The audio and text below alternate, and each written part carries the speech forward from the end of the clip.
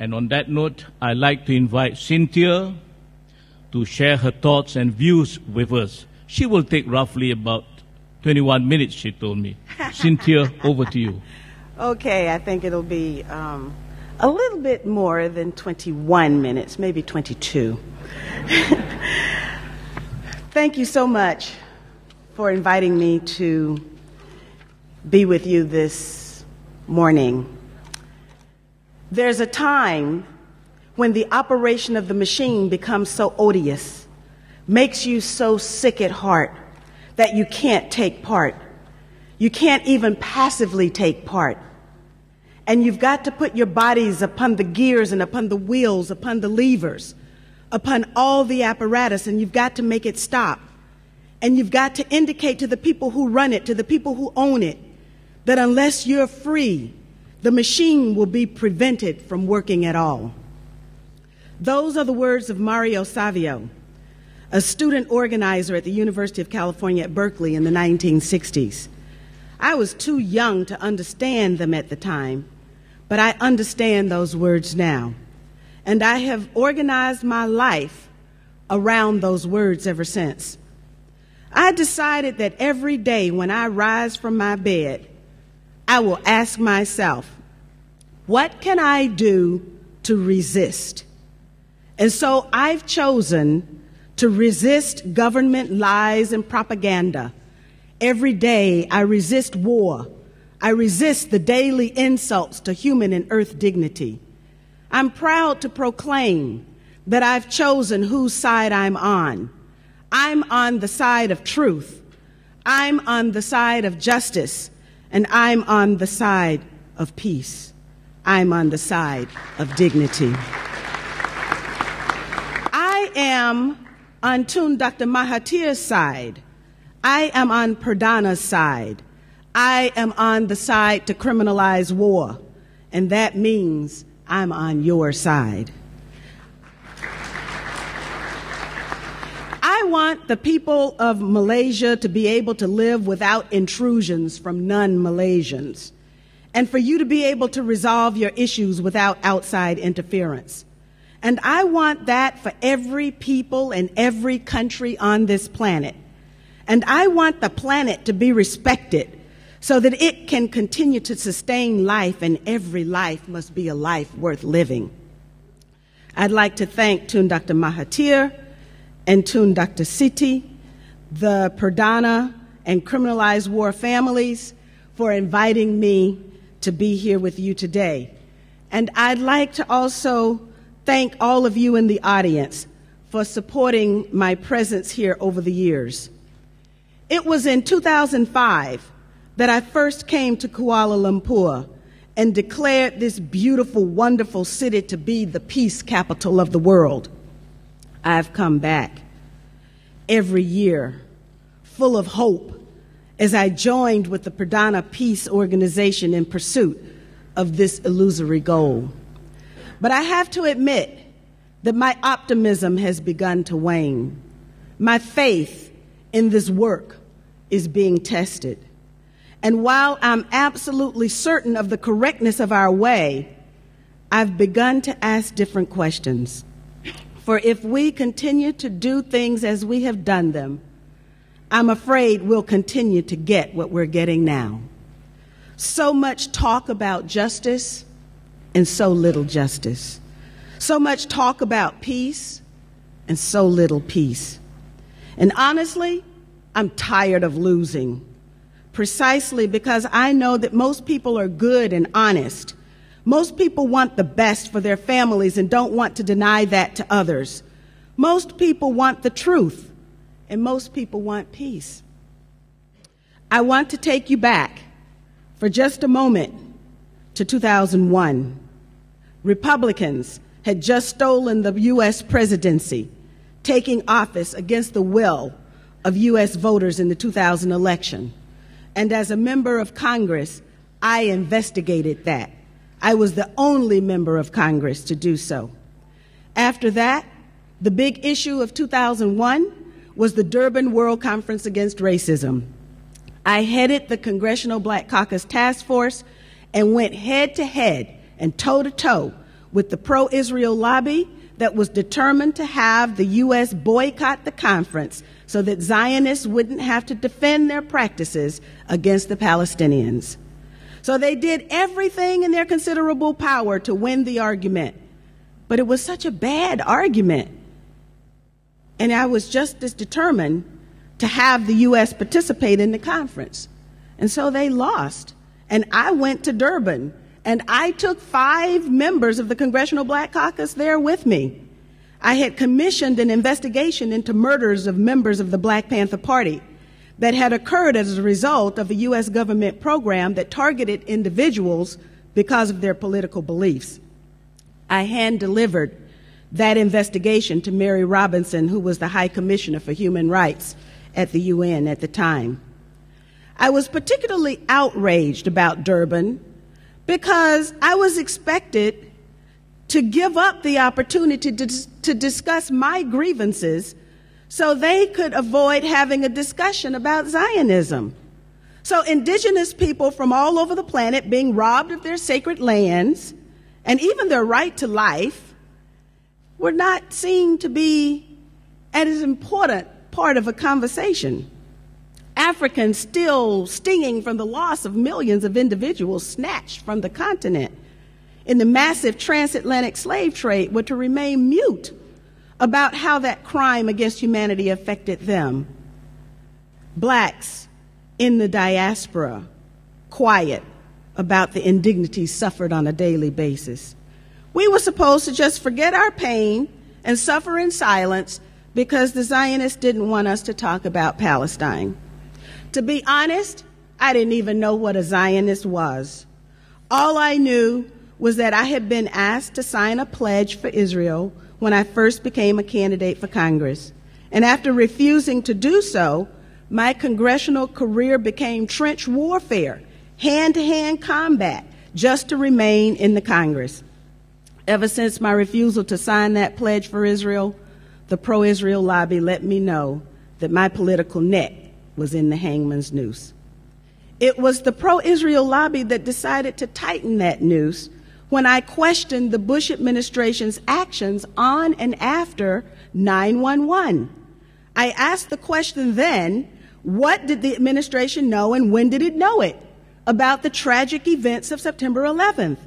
I was in Washington that day and experienced the most chaotic and confusing day of my life. But my gut told me that this was nothing new. I was experiencing what I had read about so many times before. I figuratively stepped outside of myself and watched as we members of Congress gathered on the Capitol steps. I was a critical observer at the members-only briefings, and I noticed everything. When I traveled to Europe and England, I encouraged citizen investigations of 9/11, and I learned that to question 9/11 was to be labeled an anti-Semite. Even more bizarre, those who questioned the tragedy were equated with Holocaust deniers, and I wondered why. By demanding an independent investigation of what happened on September 11th, I became a political pariah. I was vilified in the press, and the noose tightened around my district. The pro-Israel lobby found someone to run against me, gave her over $1 million for her campaign, and then managed to make the election turn out the wrong way for me. Needless to say, I know now what a Zionist is. I wanted to take you back to those days because I think it's important for us as people of color, to understand where we were in the heady days of Durban. Europe abandoned the U.S. position and admitted that the transatlantic slave trade was a crime against humanity. I met indigenous people from Latin America, from Peru, Ecuador, Black people from Brazil and Colombia, First Nations people from all over North America, and we were making our way together. And then, on the morning of September 11th, 2001, the World Trade Center towers came falling down. the topic of conversation immediately changed, and today humanity is on the brink. We lost a lot that day. A new level of criminality and immorality has been breached. Whole societies are being wiped off the map, while a sitting president of the United States openly advocates targeted assassination of U.S. citizens on U.S. soil. State crimes against democracy in the name of democracy have become the norm. And as with colonialism and neocolonialism, even our identity has become so warped, we don't know who we are or what we should stand for, and so we are misled, acting on behalf of someone else's agenda, even to our own ultimate demise. All of this is the progeny of 11 September 2001. So what really happened on 11th of September? Much more than I can say within my short time today. But the people all over the world hunger for the truth and refuse to let the lies stand. We need to know more. I'm saddened when I hear people say they are afraid. Afraid of what? Knowing that your government has been hijacked and that those in charge will lie to you? Such knowledge should actually set us free to do what we must to maintain our own dignity. And as if 911 wasn't convincing enough of the need to fight Islamic terrorists after September 2001, there was Bali, Madrid, London, and Mumbai. With bombs raining down on Gaza right now, I remember what the Israeli Prime Minister said. He said, "We're all Israelis now." I agree that terrorism is a problem, and I know who the terrorists are. Dick Cheney told us to expect war for the next generation and drew up a list of 60 target countries. General Wesley Clark informed us of Pentagon plans to go to war against 7 countries in 5 years: Iraq, Sudan, Somalia, Libya, Syria, Lebanon, and Iran. Syria is in process, and only Lebanon and Iran are left standing. But I'm sure their turn will come soon, too.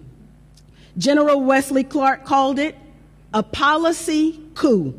He said that there had been a policy coup inside the United States.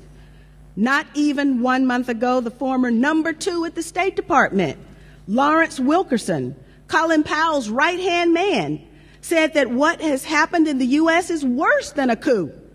The U.S. media would have you believe that the U.S. is divided: non-white versus white, Christian versus Muslim, native-born versus immigrant, white versus Latino. I disagree with that. I've traveled into every nook and cranny of the United States, and I can tell you that people are united and sick and tired of war. The meme of division is developed by those who write the scripts in order to pit us against each other.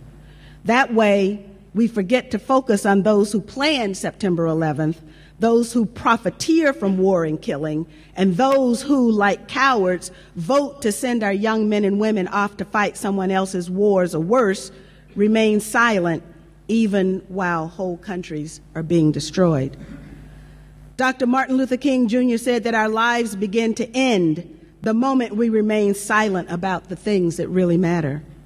He also said there comes a time when silence is betrayal. I heard those words too. So while I hope that my actions, combined with the actions of millions of others who also want justice and peace, will change the world, the best I can do right now is to change myself. I am now in a PhD program that I absolutely love, and I'm studying leadership and change. We need both. And I've added new meaning to that word in my vocabulary: resistance. I wake up every morning and I ask myself, what can I do to resist war and injustice today? Today is the beginning of people who hunger and thirst for the truth to come together. I know that there is a worldwide community that is ready to know what happened on September 11th. As I have said too many times, We all know what we saw, but how did it happen? As a member of Congress, I asked, how could the U.S. invest trillions of dollars in an intelligence and military infrastructure and it fail 4 times in one day? As a black person, I knew that the Bush administration explanation of the U.S. being hit because we were free couldn't hold water because an election had just been stolen and the people of the United States weren't free. And they're even less so today.